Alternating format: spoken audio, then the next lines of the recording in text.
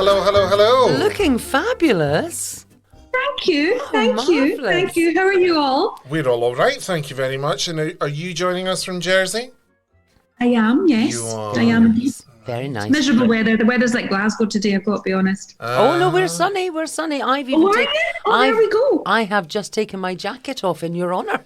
I was wearing my big coat earlier. Wow. She Wow. got, I Spring told her about the fashion part of your CV. Okay. So she thought this item from Fred and Florence Exactly. would I impress thought I'll you. not wear my eider down. And here's me in black, the customary black, so boring. But hey, Oh it no, is. I'm in black, but that's to deal with obesity. But we can talk about that later. So no, thank you for joining us, Tessa. And Pleasure. the first thing that I want to know is why did you move to Jersey? Because you're a Glasgow girl through and through. I am, and I always will be, let's be honest. Yeah. Actually, quite an emotional one. My mum passed away in 2013. Sorry. I live next door to her. And she was my best friend in the world, very close to both my parents, I was. And I found it really hard because my entire world was all my memories of my mum and Glasgow and our village. I just saw her everywhere. And I just, thinking back now, I still couldn't, I think every day about going back, but it's just, I get so overcome thinking about her. Right. And that was really the main reason. Interestingly enough, at the time, my husband he was doing a lot of work out in Los Angeles, and we were considering moving there for work. And we went out to see it, and that's another long story. But anyway, I got freaked out by all the earthquakes and things. I went for a meeting in Jersey for a client, and I remember not wanting. I thought, what the hell's Jersey? Well, I don't want to go there. And I flew into Jersey, and it's beautiful beaches, very Californian-esque. They've got a lot of white beaches, really lovely. And it was so close. Most of my work's in London.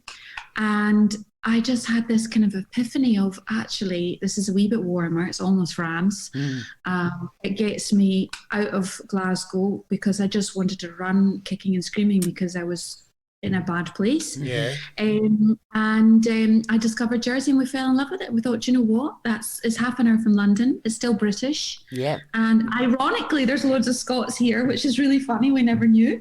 And that was it. And we opened an office here, and that's it. We brought my dad with us, actually.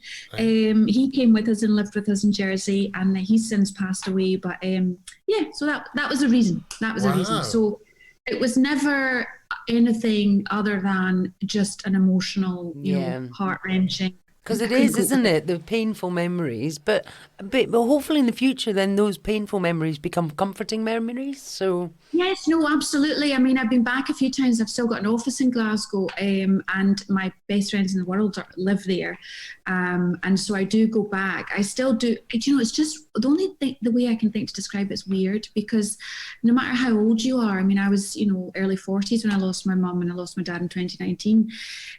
Everybody I know still has their parents, and it's quite weird, not because I was so close to them. I mean, I spoke to my mum 10 times a day. I passed her house going to from work. I saw her all the time. She was very much part of my children's life, second mum to my children. It's just weird not having her there. Yeah. And it was definitely easier not being there. And I thought, you know what? It's time for me to pull on my big girl pants and create new memories for my own children. Yeah. And that's what we're doing. Yeah, there we go. You're like Tessa, you don't have your No, parents, both my parents. My mum died when I was 24 and my dad when I was 29. So, and I understand that feeling of always being surrounded by people who still have their parents, because it is a very different feeling. And until you go through it, you don't realise that sort of orphan status. But it is that sort of sense of not having anyone above you that loves the bones of you. So. That's really interesting you mentioned the word orphan. I still have both mine. Mary's 81 and she is mental. Had her on the phone this morning. And my father, he's not in the greatest of condition, but that's through brain injury, through stroke. We'll move on from that. But the orphan thing, because I've heard people say, oh, both my parents have passed, I'm in my 30s, I'm now an orphan. And obviously, clearly, A, because I'm gay, but B, the Annie thing, I kind of think that an orphan is a child, if you see what I mean. I know. So did you buy into the orphan thing? Is that something that you related 100%. Right. 100%. Yes. I mean, and I am an organizer and a Yeah. go-getter and a hustler and whatever, but I never expected to feel so alone sometimes, because I think it was because I was so close to my mum. But that way, it doesn't matter what happens. If you just phone your mum, whatever issue or problem you have, and she gives you a line and you go, oh yeah, that was the right answer, I'm fine now. Yeah, absolutely. And it's just, oh, why did I even think about it? I'll just ask my mum or I'll ask my dad. Yeah. And suddenly that's why my husband's always saying to me, big girl pants, because that's how I feel. I think, God, I don't need to make every single decision on my own now. And that's quite, you'll know exactly what I mean. You were a lot younger than me, certainly. But, it's life. And I feel, I console myself with the fact that I'm very grateful that she knew all my children, and she got to see so much, and as did my dad, so I mustn't complain. But I think it just comes out of because we were so close. Yeah. And it's that, and also it's just the passage of time, and and your own mortality really comes a bit more into focus. And again, I did that sort of love thing. My mum did pass away sadly before my kids were born. But for me, when my kids were born, it was another sort of revelation for me, because of course I knew how much I loved my mum, but until I had my own kids, I didn't realise just how much she loved me. So it's that difference of just going just how much you're loved, and so I miss that. Yeah. We've gone so there we are. Emotional. Well, all I've got. It does actually. It does get you quite, it tugs at the old heartstrings. It really does. I think it's because these aren't normally the kind of conversations that you would have down the pub, if you see what I mean. With a minority of people, but just in general, that it's not, necessarily up for discussion or whatever, because it's maybe seen as a bit too deep or, whatever. And it's just amazing the way, because my sister-in-law, who I love dearly, she always said, because she lost both her parents in her late 30s and in a fairly tight window frame, and what she always said was, thank God I had your niece and nephew, because that's what got me through. And she was an only child. Yeah. So and from a small place and all that kind of stuff, and really a very different relationship to the one that I have with my mother, if you see what I mean. And Ian and Jean, they were involved in the children's lives, like you were saying, Tessa, and all that kind of stuff. Were you pleased to see that your parents saw the success that you had, both on a professional level and within your own marriage, your own family?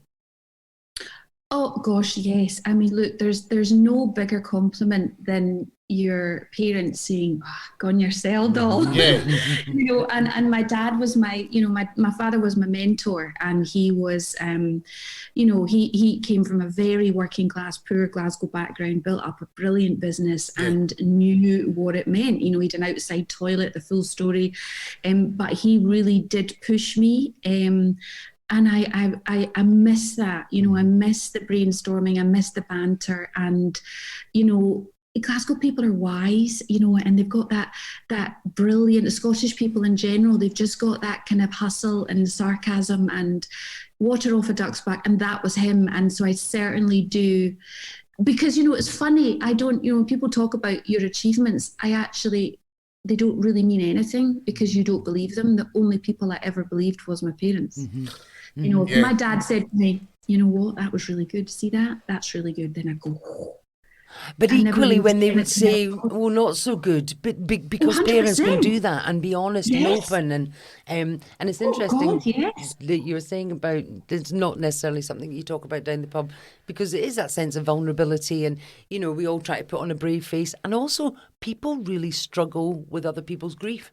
Do you know what I mean? It's like, oh, do you mean I don't want? Oh, are you okay? But they don't really want to know if you're not okay. Just like, please be okay for me, because we can't cope. So it's nice to be able to talk about it out loud.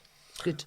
Talking of people that may or may not be difficult down the pub, Oh, and I think you know where I'm going. Get in there. Because Get in there. It's all right. Because as you know, I'm Real Housewives daft, because obviously why wouldn't I be? You know, I think I'm the Lisa Vanderpump of Granton Harbour in Edinburgh.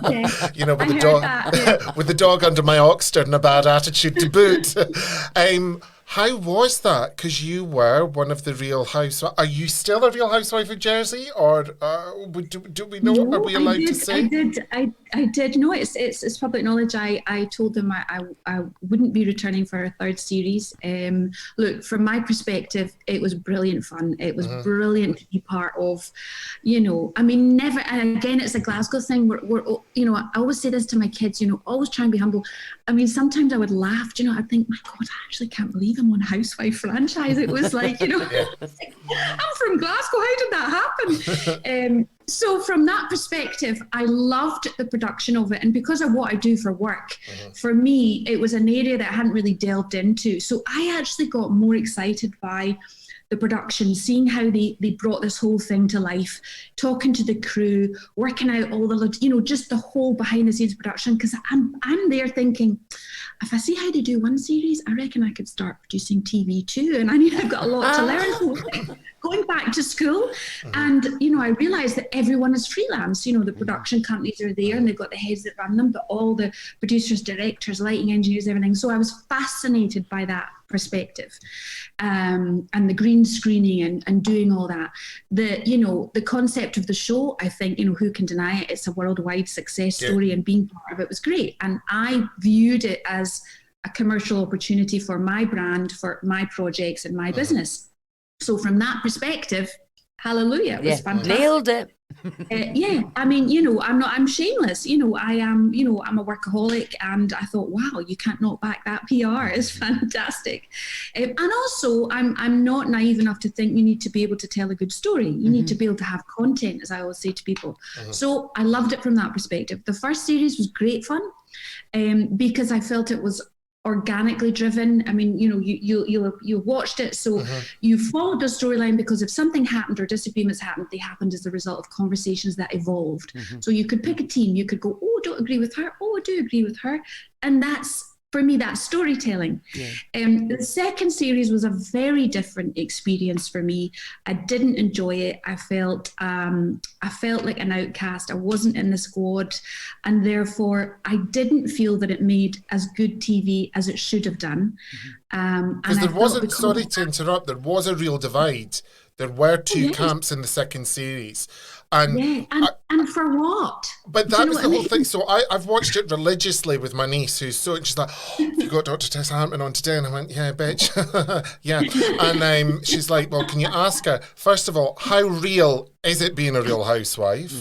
Which I think it is pretty real. But we just couldn't understand, particularly from Margaret. So there's another Scottish woman who's a property tycoon. Hello, my name's Margaret. Is the camera still on me? I mean, me and Katie used to, well, you know how Kate dressed up as you, as the bride?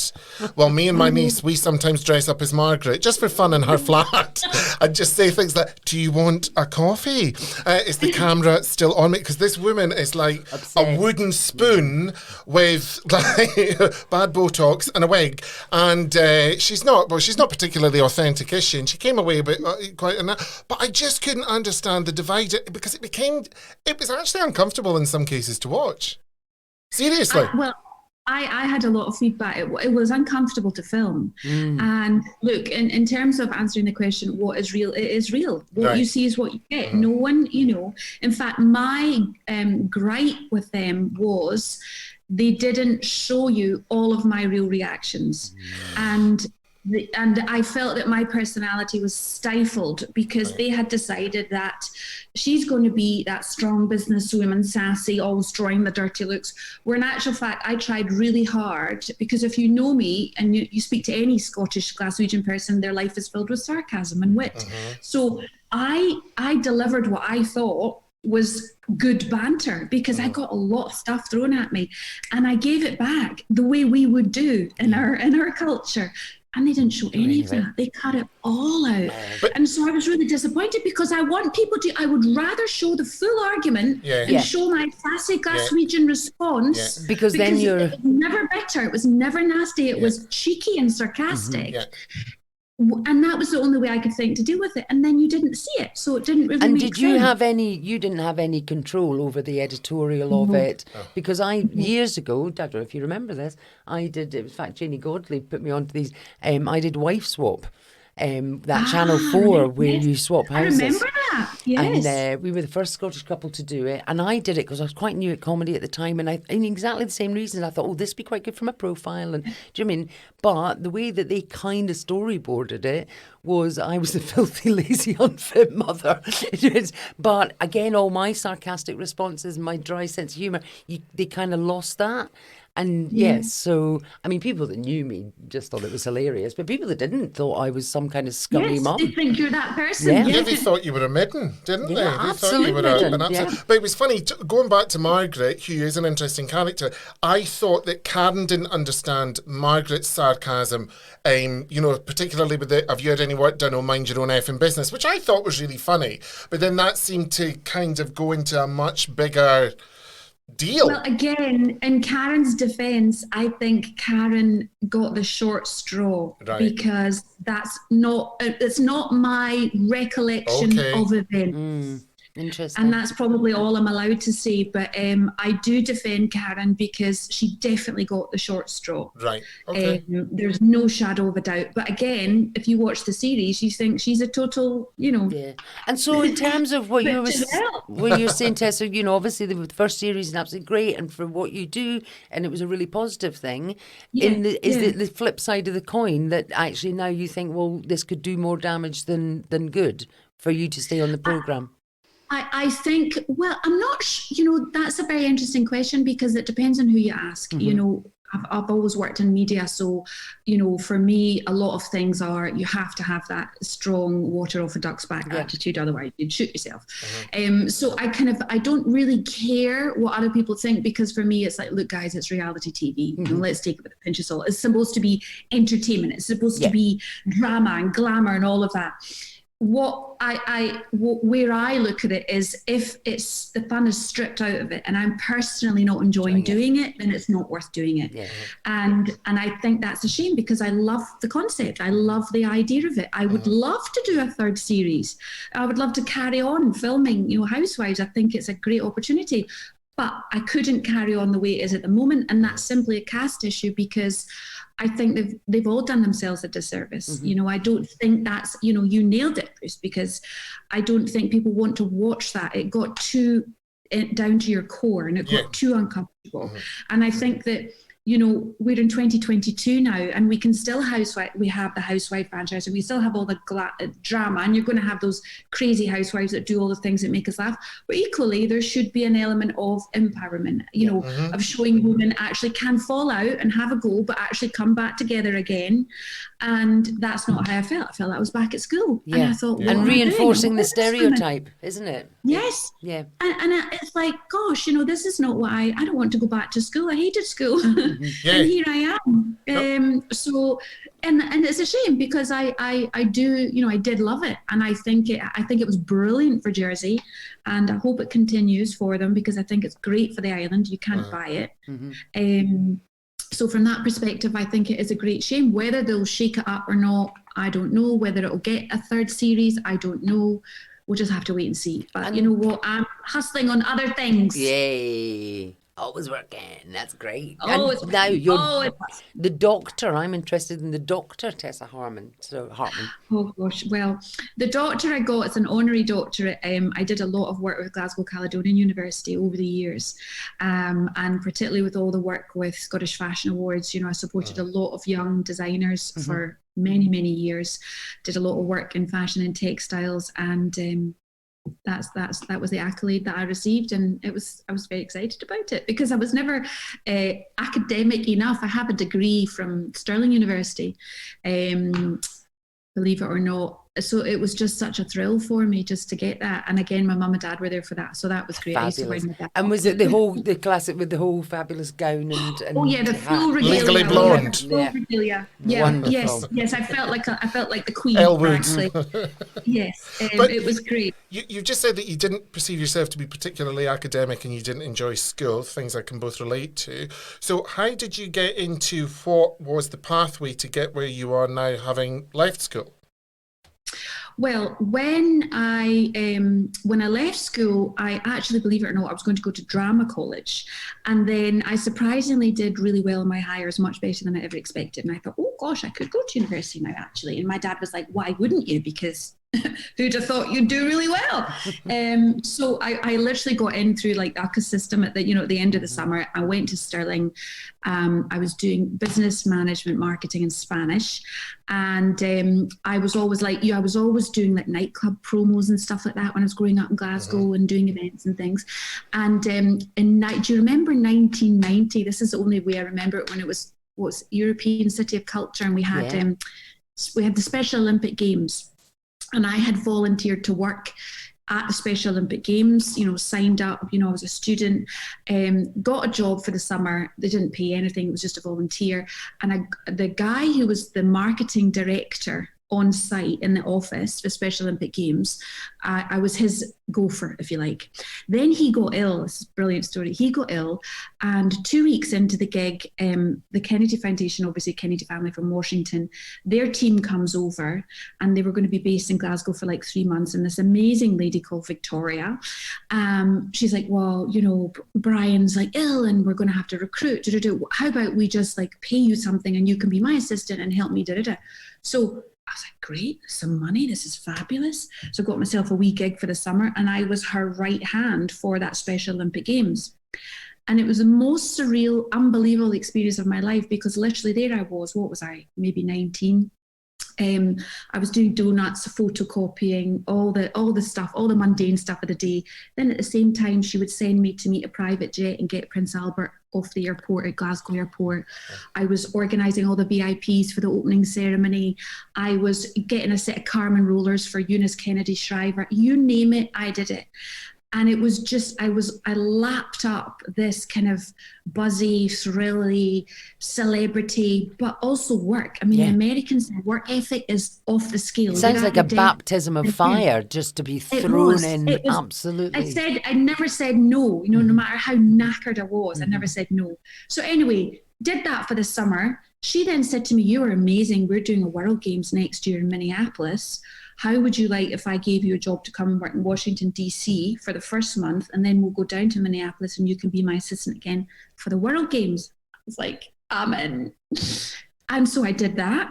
And then a couple of years later, I was finishing university and I was applying for jobs. And she sent me an email and said, we're giving our European advertising account to an American agency in London because you've done 2 World Games. Would you like to go for an interview?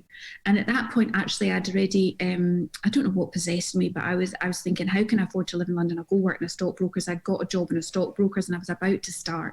And this is probably the only thing that I never told my parents, because I told them everything. And so I got this job and she sent me the letter and I said, due to start on the Monday. She's like, you need to go for this interview on the Monday. And I'm like, oh, Victoria, I said, I've just accepted a job in a stockbroker's, and if I don't turn up my first day, they're just going to bump me. And if I don't turn up and then I don't get the job, I'll have lost 2. So normally I would have phoned my dad and went, oh God, what will I do? I thought he would kill me.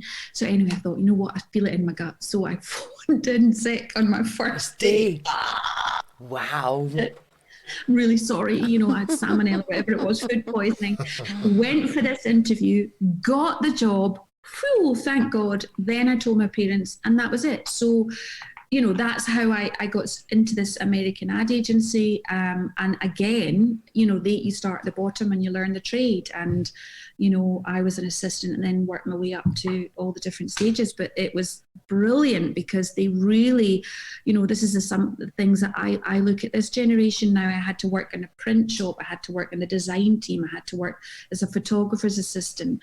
And then I went into the account team, then the management team. You had to understand the entire business model, which I just don't think a lot of people are prepared to do now. Yeah. You know, and so that I wouldn't be where I am today if they hadn't forced me to go through that training. It's interesting because anyone that does know you will know your work ethic, your tenacity, and your incredibly varied CV.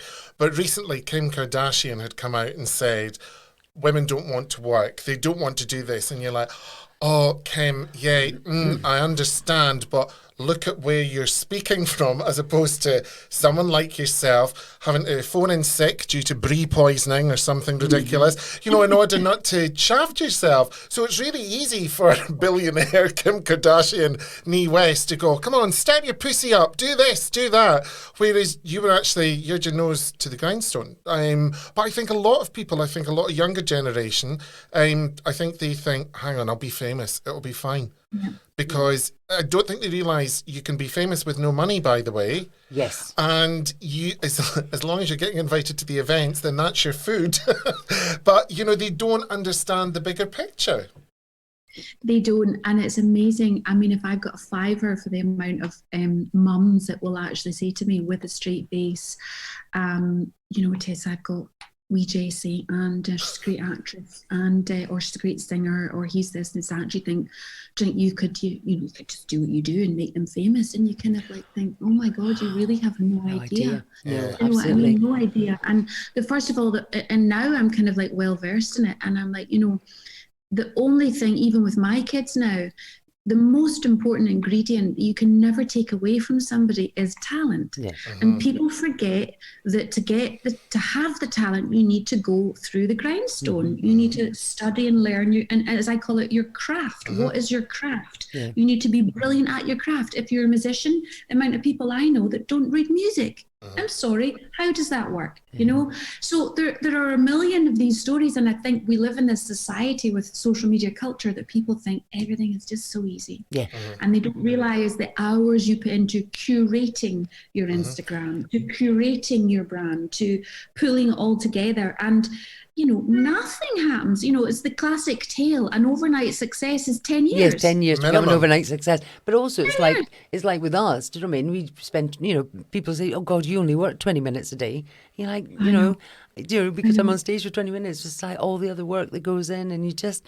And interesting what you said there. I just find it fascinating. If you had decided to do, you know, to go to the stockbrokers on your first day and not go to the interview, reminded me of Christine Bovo that we interviewed, the Piaf singer, that said there's always a moment in time that opens the door to your future, and it feels like that was that. Do you know what I mean? For you, it was if you hadn't, what would have happened if you just ended up at the stockbrokers? Absolutely. Yeah, I would have probably gone off my head with loads of money and been single and living in London. There are worse things, aren't there? There are worse things. But the one thing that you are known for as well is a philanthropy, your philanthropic side, that's what I was trying to say. And you have experience of some of the organisations that you tirelessly fundraise with because you are a cancer survivor. Yes. Yeah. Yes, absolutely. And that was another funny journey. In fact, you know, going back to my mum, I remember, this is a really funny story. Well, it's not a funny story, but it's a poignant story, shall we say. I was diagnosed, the actual diagnosis came the day I got the results back from the biopsy was March 21st. What year was that? 2017. And I came home from the hospital with my husband, and the girls were here, and you know, I was in a terrible state, as you can imagine. And I said to the girls, and I can't believe it, it's March 21st. March 21st was the day my mum passed. Oh. And I said to the girls, I can't believe it, that she did this to me on this day of all days. And Talia grabbed me like that with her arms, and she said, you get a hold of yourself. She said, why do you think it's the 21st? It's the 21st because she's on your shoulders to tell you she's got this and you've got this, and pull yourself together. And it was a real, talk about moments. And actually, I thought, oh my God, you're right. This isn't a bad sign. This is the sign. This is the sign I needed. And that was probably I didn't cry a lot in public and tried never to cry in front of the children. That was probably the only time I did cry in front of the girls. but I got a profound strength from that. But that, again, people say, what was the hardest part? The hardest part actually was going through it without my mum, because I just, I was having to be strong for everyone else around me, because actually, when you go through something like that, you very rarely think of yourself. You're worrying about other people. The only thing I could think of, and I said this at the time, I said to my husband, I said, you're so shit at so many things. I can't go. You just wouldn't be able to go. I mean, you can't even turn the washing machine on, never mind look after 4 children. And I was full of fear, because I thought they're useless without me, whether that's an egotistical thing or not. That's what drove me. And I thought, right, do you know what? I need to get my shit together. And it was a journey, and it was bizarre, and I never really realized the impact of it, funny enough, until, because I didn't speak about it a lot afterwards. Immediately afterwards, I felt, I'm also a big believer in that whole universe thing. I don't want to talk about it in case I bring it back. Negative energy. Negative energy. And then I did Housewives, and I spoke about it a little on the show, because we're doing this, if you'll remember, we're doing that kind of spiritual healing thing. And I could not get away with the amount of women that contacted me, and young women much younger than me, that said everything I was saying was resonating to them and how grateful they were. And suddenly I thought, gosh, I could maybe help people, because I didn't really know who to turn to when I was going through it, like, for instance, I've lost count. I've got loads of virtual friends now of women that are going through it now, because people message me all the time. They ask me about hair, they ask me about tamoxifen, they ask me about chemotherapy 7 weeks in, or and I do my very best to get back to every single one of them. But the simple reason is that it helps. It just helps to have that conversation. And so that was the reason I thought, do you know what? I'm going to set up a fundraising mechanic, and we called it Love Your Barbara, because I don't know if you know this. I called my new boob Barbara, my old boob Brittany. Barbara's great. Brittany's a wee bit 90s, a wee bit floppy, but still there. Who's the bigger star? Yeah, exactly. Barbara. So did you have a single mastectomy or a double mastectomy? Yes, single mastectomy. And again, that is a decision. Sometimes I wish I'd had both. Well, now, interestingly, a very good friend of ours, and I do a double act with her, Susan Morrison, similarly was diagnosed with breast cancer and in one breast, but opted for a double mastectomy.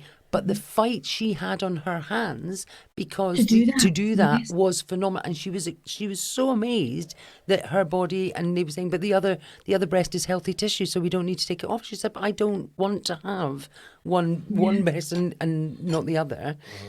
But she was very surprised at just how much she was up against it to get that done. You're right. They were the same here. I mean, I had a brilliant surgeon. I love him to bits, but that was definitely the message. Why would you interfere with something that's healthy and good tissue?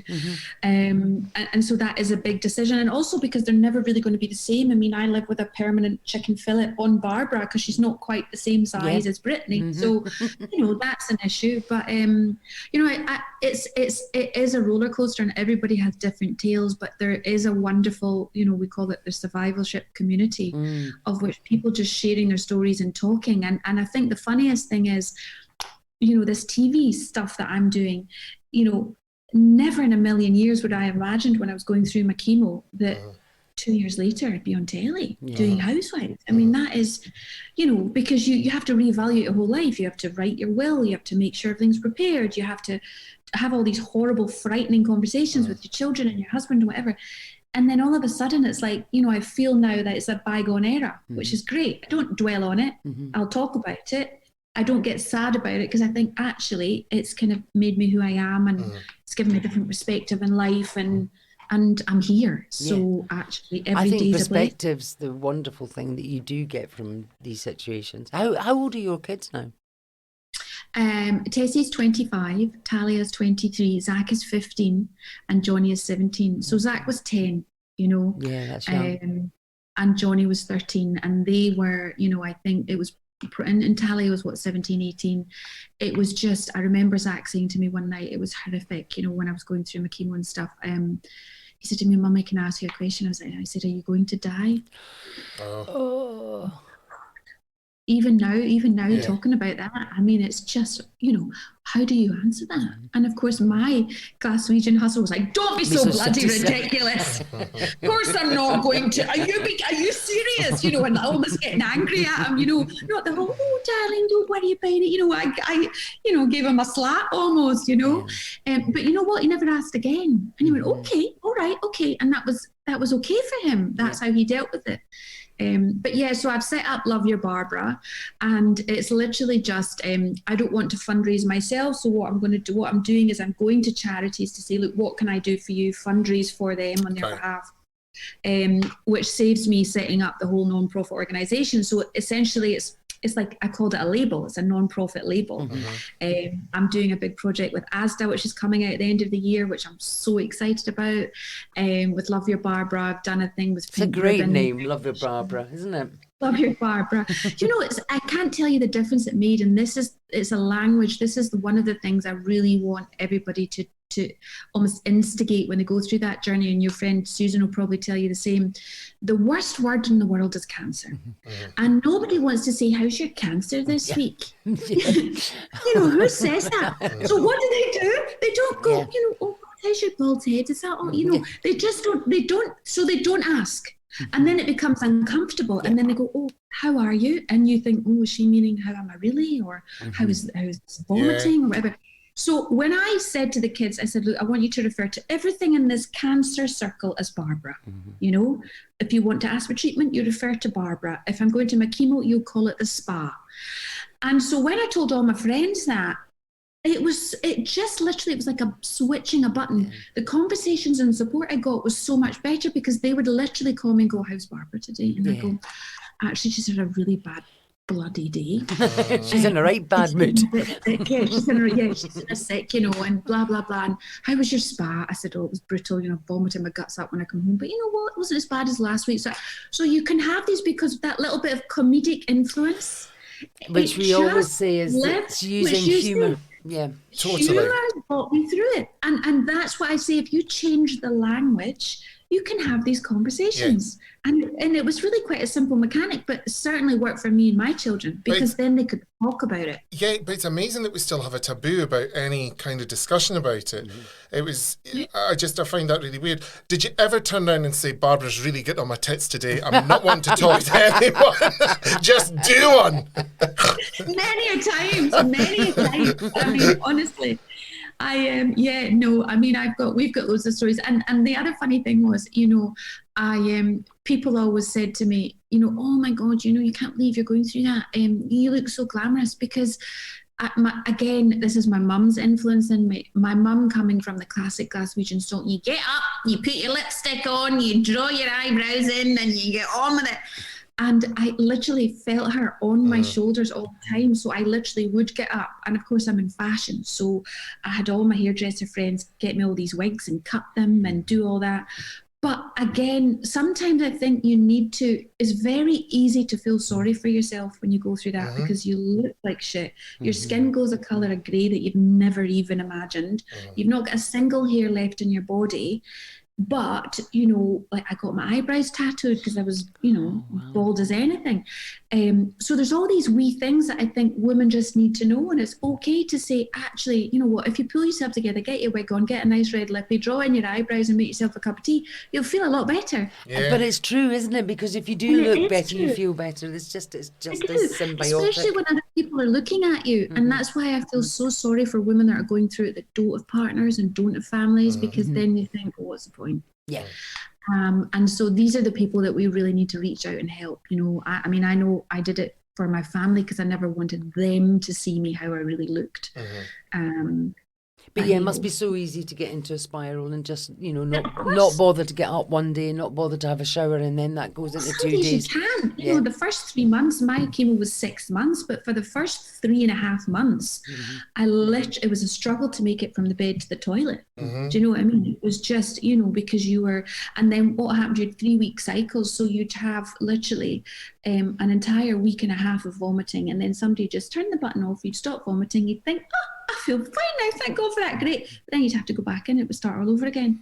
So, it was this cyclical thing. But, there are so, it's such an incredibly frightening disease, and how mass it is everywhere, how the amount of people that affected. And I thought to myself, at one point I was thinking to myself, do you know what, I've done well to get to this age, because I got contacted by all these young girls who were 29, 31 with young babies. And I thought, I mean, I am lucky I've got my family there, but how do you cope with that when you've got babies and young children, and it's everywhere? Yeah. And we still are not educated enough to realise how young people get it at. Do you know what I mean? We always do assume it's sort of women in their sort of late 40s, 50s, 60s, that it's an older woman's disease rather than a young woman's disease. I think, sorry to interrupt, I think the thing as well, all it does is echo the ignorance that we have as a society about ageism and aging, because what your health proves, it doesn't matter what number you happen to be that year.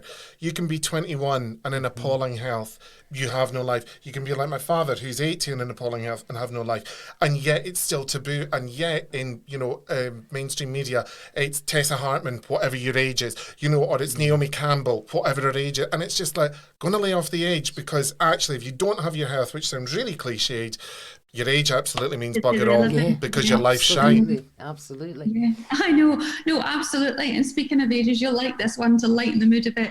I think it was the Daily Mail who wrote years ago that Sasha, my husband, is a year older than me, so I'm 52, so he's 53. But years ago, the Daily Mail wrote that he was 40. And so everybody, journalists, not that I want to slag off the journalists, but no matter how many times I've tried to correct them, everyone keeps running with that Sasha's 40. And so this is a source of great humor in the house, because he is forever, like, he's probably 42 now if we go with how long it's been in the domain. He's 42 and I am 52. But the funniest thing is the way society, I found my friends have sent me these conversations of people on housewife forums on Facebook debating the fact that she is a cougar and actually she's borderline pedophile because her husband is 40, and that means they've been married for 26 years, which means that she married him when he was only 15 or 16, and that's disgusting. Oh, that's hilarious. Whole conversations, and it's now grown to be this urban thing, and we laugh our heads off, kind of think, wow. But in the hearts and minds of some people who have just created this whole story and life for you that doesn't. I've had people go, well, he actually he's much better looking and younger looking than her anyway. Oh, nice. People are really kind, aren't they? Honestly, I despair. It's comedy gold, but you got to laugh at it. And I think that's one of the best things of being Scottish. You just treat it as banter. And it is that thing, is humour is a massive. We work together with Stand Up Be Counted, which uses humour in other situations to help people with illnesses or in the workplace. And I think humour is underestimated as to how powerful it is, particularly in situations that are traumatic. Absolutely. Because if we don't laugh, we're gonna cry. We'll cry. We will. Tessa, can I ask, because I just went to see, I know you've had her over to the island, I went to see Sophie Ellis-Bextor the other week, and she was at the Style Awards, and I'm obsessed that, me and her, we look alike, we're both 45, we have the same body, we've had 9 children.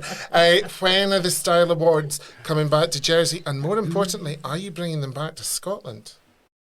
Well, these are very big questions. So I was going to do the Style Awards this year, but I just felt that because of the judging, and the whole point of it is to award businesses that have had that 12 months previous to, put forward their application. So I thought, actually, that's not really fair, because of COVID, we only really got into the green again. So I'm hopefully going to do them next year, God willing.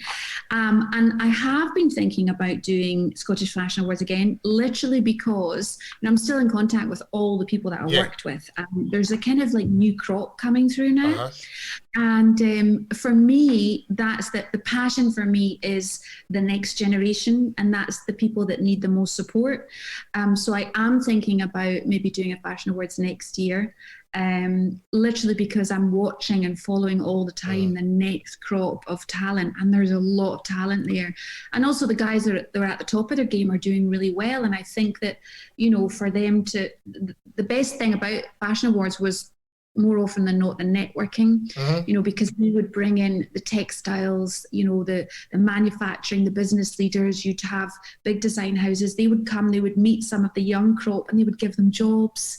We did so many deals behind the scenes, Harris Tweed, we got loads of orders for them. So there was lots of things that happened because you're all Scottish, you're all in the one place, and you all start networking, and it was very powerful. So from that perspective, I think it would be great just to kind of give a platform to the next generation of Scots coming through, and there's a lot of them. And I also think with new people coming through, what you need for the event is an experienced host. So if you just give me an email, we can discuss money. I'll try and think of someone suitable for you. I'm sure I know someone very good. Tessa, thank you so much for joining us. That was brilliant. Beautiful. Thank you for your time. Thank you for being so honest. Thank you. It's always, it's so lovely to hear the Scottish accent. And good luck going forward with what I would imagine you have a cacophony of stuff up your designer sleeves. So we will watch with breath that is bated. Lovely. Oh, listen, it's lovely to speak to you both, and thanks so much. Oh, you too, doll. Speak to you soon. Okay. See you later. All right, thanks. Godspeed, toodles. Bye. Bye.